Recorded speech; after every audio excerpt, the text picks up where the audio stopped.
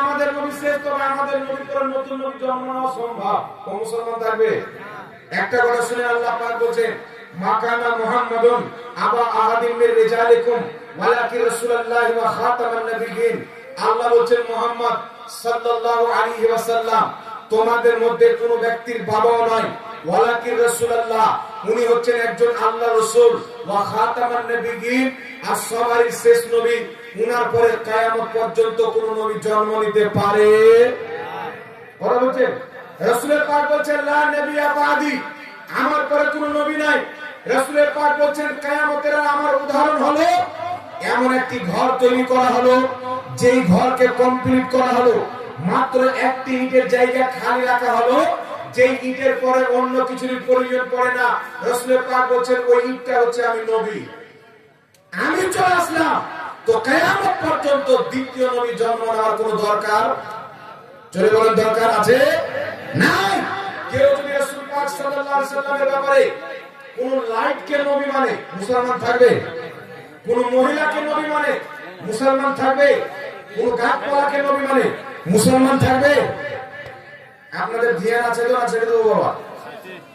কেউ যদি আমাদের নবীর পর কোন ফেরেশতাকে নবী মনে করে, ওই ব্যক্তি মুসলমান থাকবে? কোন ব্যক্তিকে নবী মনে করে মুসলমান থাকবে? আজ থেকে প্রায় 130 বছর পূর্বে পাকিস্তানের মাটিতে একটি জায়গা আছে কাদিয়ান। সেই কাদিয়ানে একজন ব্যক্তি ছিল যার নাম গোলাম আহমদ কাদিয়ানি, যার নামে একটি ফিরকা চলছে কাদিয়ানি। এই গোলাম আহমদ কাদিয়ানি নিজেকে নবী বলে দাবি করেছিল। পাকিস্তানের পার্লামেন্টে দেওবন্দি, আহলে হাদিস, সুন্নি, শিয়া সবাই মিলে জমা হয়ে বলেছিল কাদিয়ানীরা কাফির। কেন? বলছে আমাদের নবীর পর গোলাম আহমদ কাদিয়ানীকে তারা নবী বলে মেনেছে, সুতরাং সমস্ত দল তাদেরকে কাফির বলে ফতোয়া দিয়েছে। পাকিস্তানের সুপ্রিম কোর্টে আইন পাস করতে হবে যে কাদিয়ানীরা কাফির। তারা যদি পাকিস্তানে বসবাস করতে চায়, তারা কাফির হয়ে বসবাস করবে, মুসলমান বলে নিজেকে পরিচয় দিতে পারবে না। তখন পাকিস্তানের সুপ্রিম কোর্টে আইন পাস হয়েছে, কাদিয়ানীরা পাকিস্তানে বাস করবে, যেমন হিন্দু ভাইরা বাস করে, খ্রিস্টানরা বাস করে, ইহুদিরা বাস করে, জৈনরা বাস করে, শিখেরা বসবাস করে, কিন্তু কাদিয়ানী নিজেকে মুসলমান বলে বসবাস করতে পারবে। এই আইন পাকিস্তান থেকে পাস হয়েছে। ফতোয়া কে দিয়েছে? আহলে হাদিস ফতোয়া দিয়েছে কাদিয়ানী কাফির, দেওবন্দি ফতোয়া দিয়েছে কাদিয়ানী কাফির, সুন্নিরা ফতোয়া দিয়েছে কাদিয়ানী কাফির। কারণ কিয়ামত পর্যন্ত আমার নবীর পরে কেউ যদি কাউকে নবী মানে, ওই ব্যক্তি কাফির। ঠিক না? ঠিক জোরে বলে। মুসলমানকে মুসলমান বলা, কাফিরকে কাফির বলা, এটা হচ্ছে জরুরিয়াতে দ্বীন। কোন ব্যক্তি যদি বলে আবু জাহেল, যেমন বাংলাদেশে কিছু জোহর বাটা কানা বেরিয়েছে, দাজ্জাল কানার বাটা ইয়াজুজ মাজুজ, দেখবেন বলছে আবু জাহেল মুসলমান ছিল, আবু লাহাব কেমন মুসলমান ছিল? আমাদের মতো মুসলমান ছিল। আরেক জায়গাতে বলছে যে আবু লাহাব হাজি ছিল, নাউজুবিল্লাহ বলবেন না? আচ্ছা, আবু জাহেলের কাফির হওয়াতে কওলের কোনো মতভেদ আছে? উলামায়ে কেরাম বসে আছেন, জিজ্ঞাসা করেন, আমরা মাদ্রাসায় পড়াই, জরুরিয়াতে দ্বীনের মধ্যে কোন ব্যক্তি কোন একটি জিনিসকে যদি অস্বীকার করে তো কাফির হয়ে যায়। যেমন কেউ বলছে আমি আল্লাহকে এক মানি, নবীকে রাসূল মানি, ইসলামকে ধর্ম মানি, কবর আযাবকে বিশ্বাস করি, সব মানি, কিন্তু কিয়ামত হবে আমি মানি না। মুসলমান না কাফির? সব মানলো, কিন্তু কিয়ামত আসবে এটা বিশ্বাস করা জরুরিয়াতে দ্বীন। একটাকে অস্বীকার করলো, ওই ব্যক্তি কাফির হয়ে গেল। কথা বুঝতে পেরেছেন? তারপরে চলে আসে কোন ব্যক্তি যদি বলে আমি আলীকে মানি, হাসান ও হুসাইনকে মানি, প্রত্যেক সাহাবাকে মানি, আর হযরতে আলীকে প্রথম খলিফা মানি, আবু বকর ও ওমরকে খলিফা মানি না, ওই ব্যক্তি মুসলমান থাকবে? এই জন্য মুসলমান থাকবে। হযরতে আবু বকর সিদ্দিককে, হযরতে ওমর ফারুককে কেউ যদি খলিফা না মানে, ওই ব্যক্তি মুসলমান থাকবে না। যতই নামাজ পড়ুক, যতই রোজা রাখুক, আমি ইবলিসের উদাহরণ নিয়ে আপনাকে বুঝিয়ে দিয়েছি। একটা জিনিসকে অস্বীকার করলে কাফির হয়ে যায়। ইবলিসের সব ঠিক ছিল, আদমকে শ্রদ্ধা করলো না, একটাই অস্বীকার করলো, আল্লাহ তাকে কাফির বানাচ্ছেন না বানাননি? বানাচ্ছেন না? এখন আপনারা বলেন আমাদের নবীর পর নবী কেউ যদি আসা সম্ভব মানে ওই ব্যক্তি কাফির হবে। কেউ যদি কোনো কাফিরকে মুসলমান বলে সে নিজে কাফির হয়ে যাবে। কেউ যদি মুসলমানকে কাফির বলে সে নিজে কাফির হয়ে যাবে। এই জিনিসগুলো আপনাকে আমাকে বুঝতে হবে। যেমন রাসূলের পাক বলছেন, বুখারী শরীফের হাদিস, রাসূলের পাক বলছেন যদি কোনো ব্যক্তিকে কাফির বলে আর সেই ব্যক্তি যদি কাফির না থাকে তো ওই ফতোয়া তার নিজের উপরে পড়বে। কথা বুঝতে পারছেন বাবা? এই মোবাইলটা আব্দুর রহমান, মাইকটা আব্দুল গাফফার। আব্দুল গাফফার বলছে আব্দুর রহমান কাফির, কিন্তু আব্দুর রহমান থেকে কুফরি প্রমাণিত নয়। রাসূলের পাক বলছেন যে কাফিরের ফতোয়া দিল মাইক, এই আব্দুল গাফফার নিজে কাফির হবে। কথা বুঝতে পেরেছেন? কেউ যদি কোনো মুসলমানকে কাফির বলে সে যদি কাফির না থাকে, কাফিরের ফতোয়া দেনেওয়ালা যত বড় মুফতি থাকুক সে নিজে কাফির হবে। কথা বলছে অনুরূপ ভাবে কেউ যদি কোন কাফিরকে মুসলমান বলে তাহলে সেই ব্যক্তি নিজে কাফির হয়ে যাবে। যেমন বাংলাদেশের গাধা নবী, ঘোড়া নবী বলছে যে আবু জেহেল মুসলমান ছিল, ও গাধা নিজে কাফির হয়ে গেছে। কথা বুঝতে পারছেন? আবু জেহেলকে যে মুসলমান বলবে ও কাফির, আবু লাহাবকে যে মুসলমান বলবে ও কাফির। কারণ কোরআন এবং হাদিস থেকে নাসে কাতাই থেকে প্রমাণ আবু জেহেল এবং আবু লাহাব শুধু কাফির নয়, মক্কার কাফিরদের সর্দার ছিল, গলা পচা কাফির। আর শরীয়ত বলছে কেউ যদি কোন মুসলমানকে কাফির বলে সে নিজে কাফির হয়ে যাবে। কেউ যদি কোন কাফিরকে মুসলমান বলে সে নিজে কাফির হয়ে যাবে। কাফিরকে কাফির বলা, মুসলমানকে মুসলমান বলা, এটা হচ্ছে ঈমান, এটা হচ্ছে ইসলাম, এটা হচ্ছে শরীয়তে দ্বীন। সুতরাং যেই বক্তা আবু জেহেলকে কাফির বলেছে, আবু লাহাবকে কাফির মুসলমান বলেছে, আবু জেহেলকে মুসলমান বলেছে, শরীয়ত অনুযায়ী ওই বক্তা কাফির হয়েছে, তার বউটা তালাক হয়ে গেছে। কথা বুঝতে পারছেন কি বলেন না? বউ যখন তালাক হয়ে যাবে বাচ্চাটা হালাল জাদা হবে না হারাম জাদা হবে? এই কথা বলেন, হালাল জাদা হবে না হারাম জাদা হবে? বাচ্চা যখন হারাম জাদা হবে আর কোন হারাম জাদা যখন মরবি হবে তখন বলবে কায়াম করা হারাম। হালাল জাদা হলে বলবে না, তখন বলবে মিলাদ করা হারাম, তখন বলবে হানাফিদের নামাজ জাল। বাংলাদেশে কিতাব লেখা হয়েছে যে রাসূলুল্লাহ সালাত বানাম পরিচালিত সালাত, মানে আমাদের নামাজকে বলেছে পরিচালিত নামাজ, এটা নবীর নামাজ নয়। কিন্তু পৃথিবীতে কোনো মায়ের লাল নাই যে আমাদের নামাজকে পরিচালিত নামাজ প্রমাণ করবে। আমাদের নামাজটাই হলো অরিজিনালি মুহাম্মদ রাসূলুল্লাহর নামাজ। জোরে বলেন সুবহানাল্লাহ। কথা বুঝতে পারছেন কি বলেন না? তো আবু জেহেলকে মুসলমান বলনে वाला, আবু লাহাবকে মুসলমান বলনে वाला, ও মুসলমান থাকবে না বেঈমান হয়ে যাবে? বাবা আর জোরে বলতে হবে, বেঈমান হবে কি হবে না? যেমন কোন ব্যক্তি যদি কোন একজন সাহাবীকে কাফির বলে সে নিজে কাফির হয়ে যাবে। অনুরূপ ভাবে কোন কাফিরকে যদি মুসলমান বলে সেই ব্যক্তি কাফির হয়ে যাবে। এখন আপনারা শুনলেন গোলাম আহমদ কাদিয়ানী, তাকে আমরা কাফির মানি কি মানি না? বাবা একটু জোরে বলেন, মানি কি মানি না? এইবার আপনাদের সম্মুখে আমি বলছি শুনেন। একটি কিতাব আছে, কিতাবটির নাম হচ্ছে কিতাবটির নাম হচ্ছে ডক্টর জাকির নায়েকের লেকচার সমগ্র। ডক্টর জাকির নায়েকের লেকচার সমগ্র কিতাবটির নাম। পৃষ্ঠা নম্বর 598। 598 এর মধ্যে ডক্টর সাহেব লিখছেন, কি লিখছেন? উপরে উল্লেখিত দৃষ্টিকোণ থেকে ইসলামে 4 জন মহিলা নবী এসেছেন। তারা হলেন হযরতে খাদিজা, বিবি মারিয়াম, বিবি আসিয়া, বিবি ফাতেমা। বলেন নাউজুবিল্লাহ। স্পষ্ট শব্দ বাংলাতে লেখা আছে, আমি কিতাবের ফটোটা তুলে নিয়ে এসেছি, কেউ যদি দেখতে চান তাহলে দেখতে পারেন। বলছেন ইসলামে 4 জন মহিলা নবী হয়েছে, হযরতে ফাতিমা, হযরতে আসিয়া, হযরতে মারিয়াম, হযরতে খাদিজা। এখন যদি কাদিয়ানী একজন গোলাম আহমদ কাদিয়ানীকে নবী মানলে তারা যদি অমুসলিম কাফির হয়ে যায়, তাহলে যিনি লিখেছেন 4 জন মহিলাকে নবী বানাচ্ছেন ইনি এখন পর্যন্ত মুসলমান কি করে আছে? কথা বুঝতে পারছেন কি পারেন না বাবা? লড়াই হচ্ছে আকীদার লড়াই। পাবলিক আকীদা বুঝে বলছে হুজুর অমুক কাজ করলেন অমুক কাজ করলেন। একটি কথা মনে রাখবেন, আল্লাহ যদি চায় কাফিরের মাধ্যমেও দ্বীনের খিদমত নিতে পারে কি পারে না? এই জন্য বলেন, আল্লাহ চাইলে কাফিরের মাধ্যমে ইসলামকে শক্ত করে দিতে পারে। আল্লাহ চাইলে কাফিরের মাধ্যমে কোন গैर মুসলিমকে ইসলামের দাওয়াত দিয়ে দিতে পারে। মহান রব্বুল আলামিন সবারই পক্ষ থেকে যার মাধ্যমে চাইবে আল্লাহ ইসলামের খিদমত করিয়ে নিতে পারে কি পারে না? জোরে বলতে হবে। এই কিতাবের মধ্যে লিখছে কি 4 জন মহিলা নবী ছিল। এখন আপনারা বলেন 4 জন মহিলাকে কি আল্লাহ নবুয়ত দিয়েছেন? উঠান কোরআন। আল্লাহ পাক বলেন আমি কোন মহিলাকে, আমি কোন নারীকে নবুয়ত দিইনি।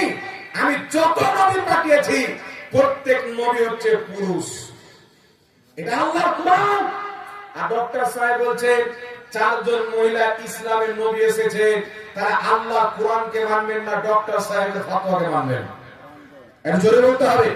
শুধু মানার বিষয় নয়, এই রকম ব্যক্তি যে আমার নবীর পরে ফাতেমাকে নবী বলবে, খাদিজাতুল কুবরাকে নবী বলবে, কোরআন পাকের বিপক্ষে বিবি আসিয়াকে নবী বলবে, বিবি মারিয়ামকে নবী বলবে, ওই ব্যক্তি ওর মান্যকারী একই আহলে সুন্নাত ওয়াল জামাত হবে না 72 জাহান্নামী ফিরকার অন্তর্ভুক্ত হবে? একটু জোরে বলেন কোনটা হবে? 72 জাহান্নামী ফিরকার অন্তর্ভুক্ত হবে। আরেকটি কিতাব আপনাকে শুনিয়ে দিই। কিতাবটির নাম হচ্ছে রাইট অফ কমেন্ট ইন ইসলাম।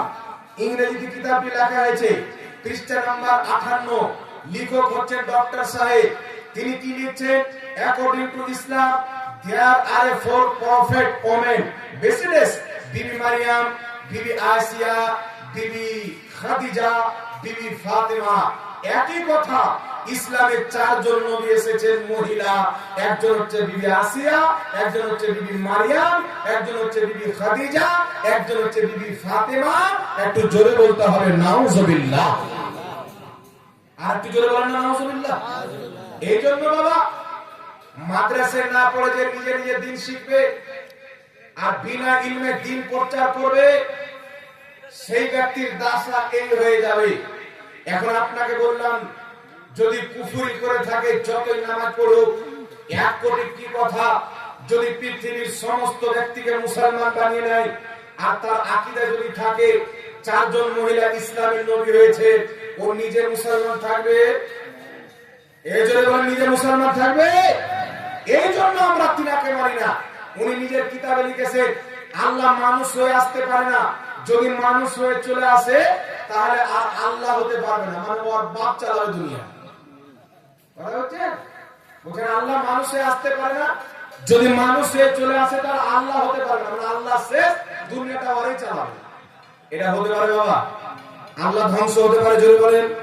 কেউ যদি আল্লাহর জন্য ধ্বংস হওয়া সম্ভব মানে মুসলমান থাকবে? তাহলে এই জন্য বিরাদ ইসলাম আমাদের তাদের মধ্যে হচ্ছে আকীদা তফাৎ। আমাদের আকীদা আল্লাহ নিরাকার, যেটা ইসলামের আকীদা। তাদের আকীদা হচ্ছে আল্লাহ আকার, আল্লাহর দেহ, হাত পা আছে। আমাদের আকীদা আল্লাহ পাক জায়গা থেকে পাক। তাদের আকীদা আরশ হচ্ছে আল্লাহর জায়গা। তাদের আকীদা আমাদের আকীদার মধ্যে আসমান জমিন তফাৎ। আমাদের আকীদা কোন মহিলাকে আল্লাহ নবী বানায়নি, কারণ আল্লাহ কোরআন পাকে বলেছে আমি কোন মহিলাকে নবী বানাইনি। আর তাদের লামাযহাবীদের আকীদা, তাদের ডক্টর সাহেব লিখেছে 4 জন মহিলা ইসলামের নবী হয়েছে। তাহলে আপনারা বলেন আমরা কি এইগুলো অবৈধ কুফরি আকীদা বিশ্বাস করতে পারি? কেউ যদি বিশ্বাস করে তাকে মুসলমান বলতে পারি? তাহলে সে কিভাবে নামাজ পড়লো, কত দলিল দিয়ে নামাজকে প্রমাণ করলো, দেখার কোনো দরকার নাই। যার ঈমান ঠিক নাই, যার আকীদা ঠিক নাই, ওই ব্যক্তি মুসলমান হতে পারে পারে? আরেকটা আকীদা আপনাকে বলছি শুনেন। আমরা হচ্ছে আহলে সুন্নাত ওয়াল জামাত। আমাদের আকীদা আমাদের নবী হাজির ও নাজির। এটা আমাদের আকীদা না? এটা একটা নবীর ফজিলত, যদি এটা আকীদার মধ্যে পড়ে না। এটা হচ্ছে একটা নবী পাকের বিশেষ গুণ। হাজির নাজির আমরা নবী পাককে বলি, তো হাজির নাজির বলি তো তারা কি বলে? এরা হাজির নাজির বলে শিরক করলো, বলে নাউজুবিল্লাহ। তারা অপবাদ দেয় যে সুন্নিদের ইমাম, ইমাম আহলে সুন্নাত আলা হযরত আজিমুল বারকাত ইমাম আহমদ রাজা খান ফাজিলে বেরেলভি রাদিয়াল্লাহু তাআলা আনহু সর্বপ্রথম এই আকীদা বানিয়েছে হাজির নাজির, অথচ এটাকে আমরা আকীদাই মনে করি না। এটা আকীদার বিষয় নয়। হাজির নাজির হচ্ছে একটা নবীর ফজিলত। কথা বুঝতে পেরেছেন বাবা? নবীর ফজিলত আর নবী পাককে হাজির নাজির প্রথম আলা হযরত লেখেননি। আলা হযরতের বয়স, আলা হযরতের ইন্তিকাল আজ থেকে কমবেশ 106 বছর পূর্বে, মানে 200 বছর চলে যান। আলা হযরতের জামানা খতম 450 বছর পূর্বে ইমাম আব্দুল হক মুহাদ্দিস দেহলভী রাহমাতুল্লাহ আলাইহি, যিনাকে লা মাযহাবী মানে, দেওবন্দি মানে, সবাই মুহাদ্দিস বলে মানে, তিনি নিজের কিতাব আখবার ও আখিয়ারের মধ্যে লিখেছেন নবী মুস্তাফা হাজির ও নাজির। জোরে বলুন সুবহানাল্লাহ। আর একটু জোরে বলুন সুবহানাল্লাহ। বলছেন নবী মুস্তাফা উম্মতের আমল, উম্মতের দুঃখ, উম্মতের কষ্ট, উম্মতের নিয়ত, মনের ইচ্ছা, প্রত্যেক জিনিসের উপরে হাজির নাজির। তাহলে বোঝা গেল আমরা যে নবীকে হাজির নাজির বলি, এটা আলা হযরতের তৈরি করা আকীদা নয়, পূর্বের সমস্ত মুহাদ্দিসদের আকীদা নবী হাজির ও নাজির। তাই আমরাও বিশ্বাস করি নবী হাজির ও নাজির। কথা বুঝতে পারছেন তো? এটা একটা নবীর ফজিলত। বারবার আমি আকীদা বলি, এটা হচ্ছে নবী পাকের একটা ফজিলত, এটা আকীদার বিষয় নয়। আরেকটা কথা শুনেন বাবা, আমরা আহলে সুন্নাত ওয়াল জামাত বিশ্বাস করি, দলিল নিয়ে যাবেন এখান থেকে, আমাদের নবী কবরে জিন্দা না মরা? জিন্দা। এই জোরে বলেন জিন্দা না মরা? জিন্দা। আচ্ছা বলেন তো বাবা, আমাদের নবী কবর থেকে হাত বের করতে পারে? হাত বের করতে পারে? আমাদের নবী কবর থেকে বেরিয়ে যদি চান যে আমি বাংলার যাব, উদাহরণ দিচ্ছি, আসতে পারে? পারে তো? কিন্তু কিছু বলছে আমরা সহি আকীদার লোক, আমরা আহলুল হাদিস। তারা বলছে ইমাম জালালউদ্দিন সিউতি আল হাবিল ফাতাওয়ার মধ্যে একটি ঘটনা উল্লেখ করেছে। ইমাম রিফাই রাহমাতুল্লাহ আলাইহি বলছেন যে আমি হজ করতে গেলাম, আমি যখন হজ করতে গেলাম তো গিয়ে বললাম ইয়া রাসূলুল্লাহ, ইয়া হাবিবাল্লাহ, খুব কষ্ট পেয়ে এসেছি, আপনি কমপক্ষে আপনার হাতটা কবর থেকে বের করেন, আমি একটা চুমুন দিয়ে দিই। সুবহানাল্লাহ বলুন না? বারবার বলছেন, বারবার বলছেন। আমার আপনার নবী সাল্লাল্লাহু আলাইহি সাল্লাম নিজের হাতকে বের করে দিলেন। হাতকে যখন বের করলেন, ইমাম রিফাই রাহমাতুল্লাহ আলাইহি হাতকে চুমুন দিলেন, গোসা দিলেন। এই ঘটনা ইমাম জালালউদ্দিন সিউতি লিখেছে। বাংলাদেশের কিছু মৌলবি বলছেন মরা মানুষ কি করে হাত বের করে? দেখেন নাম কি আহলে হাদিস, এর অর্থ কি বলবে যে আমরা সবচেয়ে বেশি হাদিস মাননেওয়ালা। অথচ এই ঘটনা একজন মুহাদ্দিস নিজের কিতাবে লিখছেন নবী হাত বের করলেন, ইমাম রিফাই হাতকে চুমুন দিলেন, সে বিশ্বাস করছেন আমি মরা মানুষ কি করে হাত বের করে। আচ্ছা বাবা শুনেন, আমি কিন্তু বলি যারা ওয়াহাবি হয়, যেখানে ওয়াহাবি থাকে সেখানে জ্ঞান থাকে না, জ্ঞান থাকলে ওয়াহাবি থাকে না। এদের ব্রেন শয়তান খেয়ে ফেলেছে, আর খাওয়ার পরে গরুর গোবর নিয়ে গিয়ে ভরে দিয়েছে। প্রমাণ দিচ্ছি আমি, মজাক নয়। আপনি বলেন হুজুর কি কথা বলছেন, গোবর কি করে, বলো প্রমাণটা নিয়ে যান। আচ্ছা বলেন আমার মনে হাত দাঁড়িয়ে গেল কবর থেকে, আজ হাদিসদের মধ্যে বলছে মরা মানুষ কি করে হাত বের করতে পারে, এটা তো বিশ্বাস। এখন আপনারা বলি বাবা শুনেন, মিশকাত শরীফ মেরাজের অধ্যায়ের হাদিস, এখানে ওরা বসে আছে, কিনারা এগুলো কিতাব পড়া, কিনারা পানি পানি করা আছে। এই বছর ছেলেদেরকে পানি দিয়েছেন, গত বছর হয়তো দিয়েছিলেন, তার আগেও দিয়েছিলেন, ভবিষ্যতেও দিবেন। আমরা তো জালসা করে পাই, রমজান মাসে খোলার টাইম পাই বাবা। যা কিছু পড়ার কারণে পড়েছি, কালাসে যা পড়াই টুকটাক, সব দিন কালাস করতে পারি না, কিন্তু ইনারা প্রত্যেকদিন মাদ্রাসায় কিতাবগুলো পড়ায়। জিজ্ঞাসা করবেন এসে যে মিরাজের অধ্যায় মিশকাত শরীফটা খুলেন, সেই অধ্যায়ের মধ্যে হাদিস রাসূলের পাক বলছেন যে আমি যখন মিরাজের রাত্রিতে মসজিদে আকসা গেলাম, তো প্রত্যেক নবী আদম থেকে নিয়ে ঈসা পর্যন্ত মসজিদে আকসাতে উপস্থিত আছেন। একটু সুবহানাল্লাহ হবে না বাবা? মসজিদে আকসাতে প্রত্যেক নবী উপস্থিত। আমার নবী বলছেন আমি ইমামতি করলাম, প্রত্যেক নবী আমার পিছনে নামাজ পড়লেন। এখন আপনারা বলেন বাবা, আদম নবী ইন্তিকাল করেছেন কি করেননি? ইব্রাহিম নবী ইন্তিকাল করেছেন কি করেননি?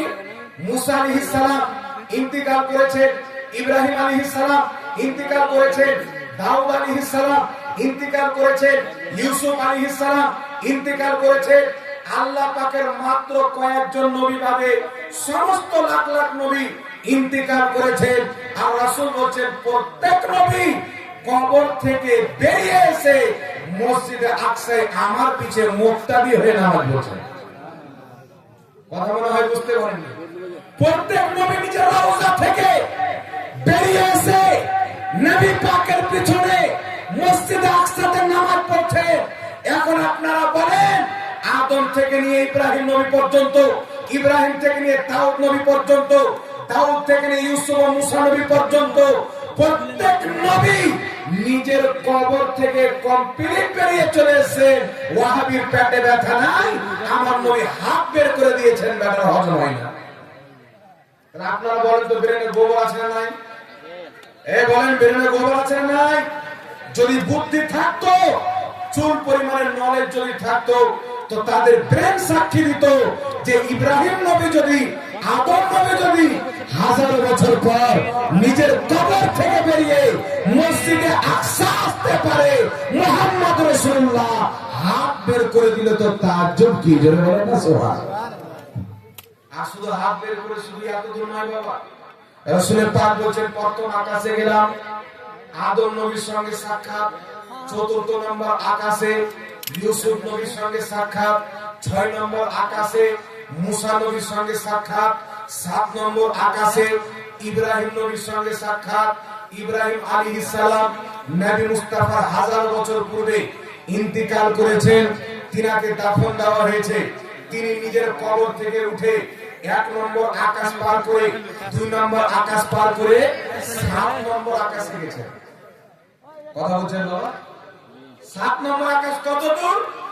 জমিন থেকে প্রথম আকাশ তেজ রাস্তার সাওয়ারিতে 500 বছর, প্রথম আকাশ থেকে দ্বিতীয় আকাশ 500 বছর, দ্বিতীয় আকাশের 60 পার করবেন 500, ওখান থেকে তৃতীয় আকাশ 500, 60 পার করবেন 500 বছর, ওখান থেকে আবার উপরে যাবেন 500 বছর। এই করে ইব্রাহিম আলাইহিস সালাম নিজের কবর থেকে বেরিয়ে 7 তবক আসমানে, কথা বুঝতে পারছেন তো? 7 তবক আসমানে আদম আলাইহিস সালাম নিজের কবর থেকে বেরিয়ে প্রথম আকাশে। এখন আপনারা বলেন, আদম আলাইহিস সালাম, ইব্রাহিম আলাইহিস সালাম নিজের কবর থেকে বেরিয়ে 500 বছর রাস্তা পার করে, 1000 বছর রাস্তা পার করে, কয়েক হাজার বছরের তেজ রাস্তার সাওয়ারি রাস্তা পার করে যদি 7 নম্বর আকাশ যেতে পারে, মুহাম্মদ রাসূলুল্লাহ নিজের রওজা মুবারকে জিন্দা রয়েছে, আল্লাহর দেওয়া শক্তিতে নবী যেখানে চাই যেতে পারে। সুবহানাল্লাহ।